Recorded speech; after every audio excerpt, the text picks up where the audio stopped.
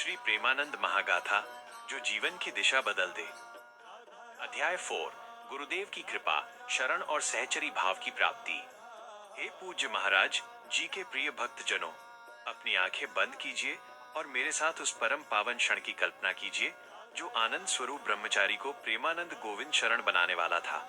हम सभी जानते हैं कि गुरु की कृपा के बिना आध्यात्मिक मार्ग पर एक कदम भी नहीं बढ़ा जा सकता। महाराज जी का जीवन इस बात का साक्षात प्रमाण है कि जब गुरु मिलते हैं तो केवल जीवन ही नहीं बल्कि आत्मा भी बदल जाती है।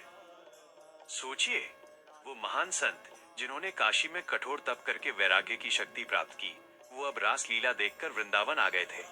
अब वो एक रस पिपासु, रस का प्यासा थे। कौन उन्हें वृंदावन के परम रहस्य की दीक्षा देगा? कौन उन्हें बताएगा कि श्री राधा रानी की सेवा कैसे करनी है?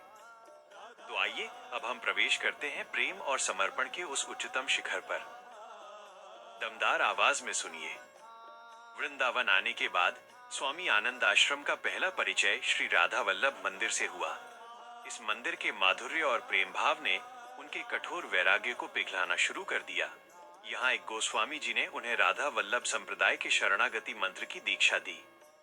यह उनकी यात्रा का एक महत्वपूर्ण चरण था, पर कहानी यहाँ समाप्त नहीं होती। गोस्वामी जी के कहने पर महाराज जी अपने परम सद्गुरुदेव से मिले, पूज्य श्री हित गौरांगी शरण जी महाराज से, जिन्हें सभी भक्त प्रेम से बड़े गुरुजी कहकर पुकारते थे। और जब गुरुदेव ने अपने इस योग्य शिष्य को देखा तो उन्होंने पहचान लिया कि ये कोई साधारण वैरागी नहीं बल्कि प्रेम रस को धारण करने वाला महान पात्र है। तब बड़े गुरुजी ने उन्हें वो दिव्यतम मंत्र प्रदान किया जिसे निज मंत्र कहा जाता है। ये कोई साधारण मंत्र नहीं था मेरे भक्त जनों, यह सहचरी भाव की दीक्षा थी।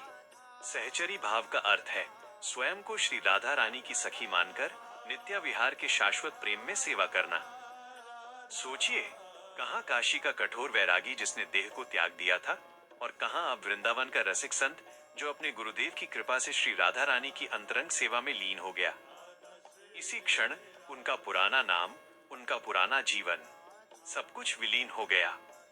उन्हें नया नाम मिला, श्री हित प्रेमानंद गोविंद शरण। इस दीक्षा के साथ ही महाराज जी ने राधा रस के उस उच्चतम शिखर पर कदम रखा जहां भक्ति का मार्ग केवल प्रेम, सेवा और समर्पण का रह जाता है।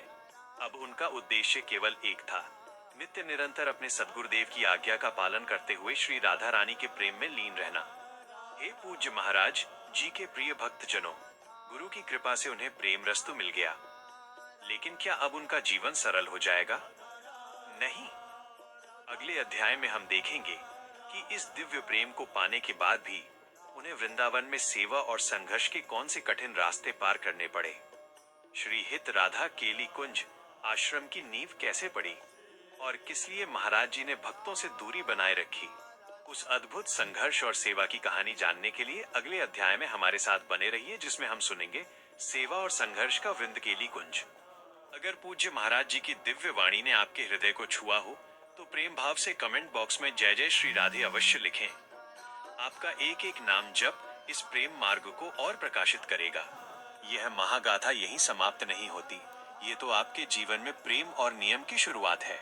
ऐसे ही प्रेरक सत्संग हर दिन सुनने के लिए इस चैनल को सदैव के लिए सब्सक्राइब करें और बेल आइकन दबाएं।